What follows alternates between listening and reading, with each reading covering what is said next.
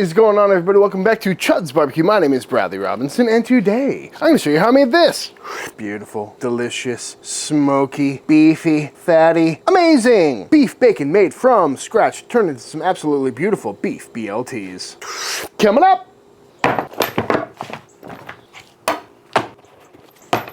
This is some meat.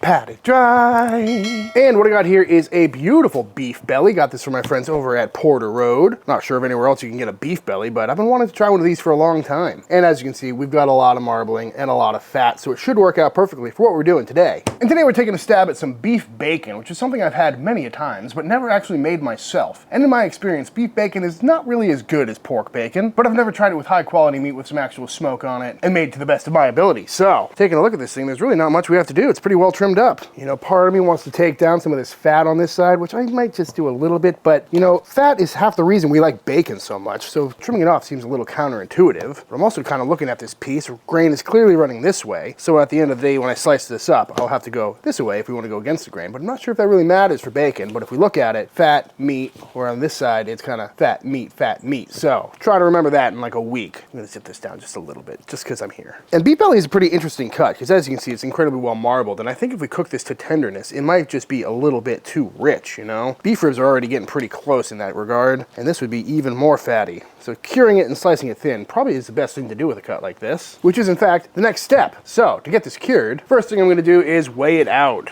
1,907 grams. Then I'm gonna bust out some bacon cure. If you check out any of my bacon videos, I made this in the very first one in a big batch. Lasts for a really long time because it's just salt, sugar, and some pink curing salt. I think I threw some garlic and maybe some herbs in there as well. And simply enough, I'm gonna take the weight of this meat and add 3% cure, which is about 57 grams. So I've got the scale tared out. We're just gonna keep adding this until we get to 57 grams. That was too much. Boop. Perfect. Now all we need to do is make sure this thing is completely covered, because this is an equilibrium brine, so we want all of this cure on this meat. So I'm gonna try not to spill it all over the table. Just getting all nice and mixed around. And if you haven't made your own bacon before, I highly recommend it. It's a really easy, hands-off process. It does take a while, but it's mostly inactive. And you can flavor your cure however you like, you know? Throw some herbs in there, throw some black pepper in there, make a spicy bacon. The world is yours. Again, this one's pretty simple. Just salt, sugar, garlic. Pretty basic cure. Beautiful. And at this stage, I would ideally vac seal this, but I think it's a little too big for my chamber vac, so I'm just gonna wrap it up in some plastic. And just like that, all wrapped up. So now into the fridge this goes to cure for the next 5 to 7 days. And periodically I'm gonna come out and flip it over to make sure that cure is penetrating evenly into this meat. But really, all we gotta do is wait. So we'll see you in a week. This video is brought to you by ZBiotics. ZBiotics is the world's first genetically engineered pre-alcohol probiotic designed by PhD scientists to help tackle those rough mornings after a night where you had a couple of drinks. Because basically what happens is when you drink alcohol, your gut converts it into a toxic byproduct called acetaldehyde. And it's that byproduct, not dehydration, that is responsible for you not feeling so great after a couple of drinks the night before. But ZBiotics produces an enzyme that breaks down that byproduct in your gut, kind of similar to how your liver works, but in your gut where you need it most, to make sure you feel best the next day. And I've been using this stuff for a while now. I just got back from a beach trip where I was enjoying myself, shooting videos, cooking dinner with my family, having a couple of beers on the beach at night, and then getting up really early to catch the morning fishing session. But luckily I brought ZBiotics with me to make sure when I woke up earlier than ever, I wasn't too groggy and I was ready to face the day, and filmed myself catching some fish bright and early, feeling better than ever. And with summer in full swing, there's pool parties, 4th of Julys, margaritas lurking around every corner, and having ZBiotics at my side has made this summer great because I have a very busy schedule and I can't afford to spend the whole day on the couch. And to use it couldn't be more simple. Just grab one of these cute little bottles, give it a shake, pop the top, make sure this is your first drink of the night for best results. It actually tastes really good too. And then proceed with your normal activities. Stay hydrated, get a good night's sleep, and you'll wake up feeling better than ever and ready to face the day. And with summertime wrapping up, whether you're firing up the barbecue pit, going to the beach and doing some fishing, or just unwinding after a long week, I highly recommend picking up some ZBiotics to make sure you're living your best life and maximizing your time. So if you want to give ZBiotics a try for yourself, go to zbiotics.com/chudsbbq, scan the QR code on screen, or click the link in the description box down below, or you can use code Chuds BBQ at checkout. Again, zbiotics.com, link down below, and you can save 15% off your first order. Thank you, ZBiotics. 1 week later. Well, actually, it's been like 6 days, but that should be plenty for this piece of meat. Feeling a lot more firm. Get her opened up here. and definitely feeling a little bit more like bacon. You can see the color changed a lot on that. But now I'm gonna take this inside and I'm gonna run it under a cold tap to get all the extra cure off of this thing so it's not too salty. And just like that, nicely cleaned up. Gotta say, it's looking pretty good. And at this point, you can do pretty much whatever you want. You know, you can throw some rub on this thing, some black pepper, some herbs, whatever you want your bacon to taste like. And I'm really tempted to throw some sweet cheeks, which is our maple rub that we make, on there. Would be perfect for some bacon. But because I've never made beef bacon before, I'm just gonna keep this as simple as possible so we can really get a clean comparison to what regular bacon tastes like. So that being said, it's time to turn this cured beef belly into bacon. So we gotta get this thing on the smoker. We're gonna be cooking on the pellet grill today for a good old-fashioned cold smoke. Got the Yoder YS640 over here. And in the corner over, I got a pellet tube full of some post oak pellets. And you could do a traditional cold smoke or a little even hotter of a smoke if you want, but because this is fully cured, I want to get as much smoke flavor on it as possible. So I'm going for a cold smoke today. So the grill stays off, just got the smoke tube in there, and we're gonna light it up. Beautiful. And again, the smoker is staying off, so we're not gonna really generate much heat, but we should get a lot of nice smoke coming out of this thing. So I'm gonna shut it down and let it go for probably a couple hours. And while we wait, let's go ahead and get our bread started. So I'll be going into our stand mixer with some warm water, 1 egg, boop, and our yeast. And get that mixed up to break up that egg a little bit. Next going in, our sugar, quick little mix, our bread flour, and our kosher salt. And mix that till it all comes together. And once a shaggy dough has come together, we're gonna go into some Wagyu beef tallow. Beautiful. And now we're gonna mix this for like 6 to 10 minutes. And just like that, fully kneaded, looking nice, pulling away from the bowl nice and clean. So out it comes. Grease up this bowl a little bit, and out comes this dough, feeling very nice. A little bit sticky, but that's fine. Form it into a nice ball, and in we go. I'm gonna cover this in plastic wrap and let it rise for the next hour to hour and 1/2. 1 hour later. As you can see, we have doubled in size, and then some, looking really nice, and just a little boop, but out it comes. And I'm just gonna go ahead and punch all the air out of this. Feeling a little sticky, might have to grab some flour. It's been a humid summer here in Texas. Not mad about it. Bugs are chirping. I'm gonna go ahead and roll this out just to pop any of the bigger bubbles in there, giving us a tighter crumb on this bread at the end of the day. Very satisfying dough to work with though, I'll tell you that much. And not quite simply, I'm just gonna roll it up like a little log. Nice and tight. Beautiful. Pinch all these seams together and just make a nice log. It's the same size as our intended loaf pan, which I'm gonna spray down. And then in we go. Oh, it looks so weird. And now I'm gonna let this rise up for another little bit, throw some plastic wrap on top yet again until it is risen up just a little bit over the edge of this pan here. Probably should only take like 30 minutes. 30 minutes later, we got some really nice puffage on this second rise. Plastic comes off, looking really nice. So now into a 350-degree oven this goes for about 30 minutes until it's reading an internal temperature of about 200 degrees and looking like a loaf of bread. And just like that, out of the oven, looking pretty good. Came out of that loaf pan incredibly easy and a little bit lopsided because, I'm not very good at making bread, but smells good, looks good, nice color on there. Still got it on this wire rack. We're gonna let it cool down for a little bit. Meanwhile, over here on the pellet grill, bacon has been smoking all day long, getting some really nice color on there. Got a little pork belly down there too, just for good measure. But yeah, looking nice and smoky, but probably not reading too high internally because there's no heat in here, except for the 110-degree day we've got going on right now. That's not true, it's in the 90s. It's actually quite pleasant, especially for a Texas summer. But for those curious, we're rocking about 100 degrees internal. So we need to bring that up to about 150. So I'm gonna fire this pit up, probably to only like 150. It's probably not even gonna get fully up to temp before this thing gets fully cooked through, but smoke tube is still smoking as you can see, so we're gonna get even more flavor on there. So on it goes. Pit is coming up to temp. I can hear those pellets dropping, and of course you could do this on whatever kind of cooker you got. I'm gonna throw this little probe guy in there. Beautiful, that way we can keep an eye on the internal temp, and as soon as it comes up to 150 degrees internal, we'll pull them off. And just like that, it's been like an hour or so. I was rocking this pit at 200 degrees, but finally came up to temp about 150, looking good, a lot of good color on there. So off this comes. Yoink, ow, yoink. Looking good, plumped up quite a bit. Nice and thick. Again, beautiful color on both of these. That smoke tube really did its job, looking nice and mahogany-like. But I'm gonna pop these in the fridge for a little bit to get nice and cold, and then we're gonna slice them up and see how they came out. All right, y'all, this bacon has been chilling in the fridge for the last couple hours, and it is looking pretty good. I probably should let this cool overnight, but the schedule just doesn't allow for that, so we're making some late night BLTs. But gotta say, pretty happy with how this came out. Beautiful color on there, clearly smoked, feeling nice and firm, nicely cured. And now all we gotta do is get some slices out of this bad boy. And I could bust out the meat slicer right now, but I'm just gonna go by hand. Ooh, starting by squaring this bad boy up a little bit. Is that the correct direction of grain to be cutting? I do not know. Not well versed in beef bacon. Clearly. Ooh, juicy. Busting into it though, looking good. Looking really fatty. Good marbling on that meat section though. Trying to look at this thing and figure out which way I should be cutting it. The grain seems to be running in this direction, which means I think I should be cutting it this way. I mean, let me know what you guys think down below, but that looks like a lot of fat, and that's usually an indication of cutting the wrong direction. So I'm gonna switch sides and go from this angle.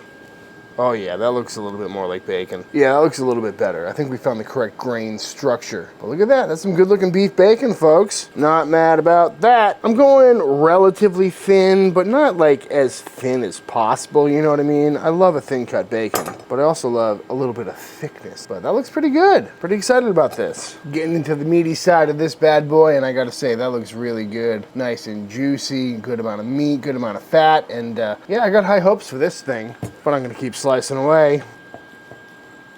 I mean, just look at it. It looks like pastrami, you know? Maybe I judged this cut too soon by those early cuts, because that's looking pretty meaty. Nice shinglage here. All right, this is the last time I'm gonna show you this juicy bacon, but I think it's time to cook some of this up. Now, truth be told, I did not expect this to be an entirely pellet grill video. That's just kind of how it worked out, because I love the pellet grill for cold smoking meats, and it's also one of my favorite ways to cook bacon. So, it's already fired up, rocking around 390, 400 degrees, and I'm just gonna go ahead and load this bad boy up. Oh my God, that looks so good. I mean, look at that. That's some good looking beef bacon right there, folks. I got this griddle plate in here as well, so I might as well get that going, get some smoked bacon, get some griddled bacon. We got the grill down below. We can do whatever we want. So as you can see, we got plenty of beef bacon cooking away. Definitely enough for at least one BLT. But yeah, we're just gonna cook this until it's nice and crispy, or whatever your bacon desired doneness is, and I'll keep you posted. And just like that, off the pit, we got some beautiful looking beef bacon here. Honestly, I'm pretty impressed with how this came out. Nice and crispy, didn't get too dark. Happy with that. So set this aside, because it's time to make a BLT. I want to eat it. Beautiful looking bread, cooled down entirely, and now we're just gonna slice it up, see how we did. I mean, look at that. That's a beautiful looking loaf of white bread, if I ever did see one. I mean, come on. Love that. Smells fantastic, by the way.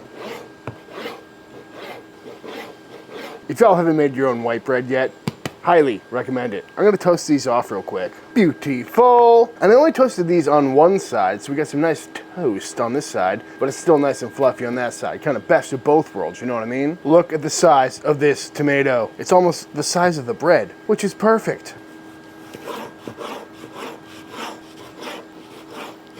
Beautiful. All right, let's build a sandwich.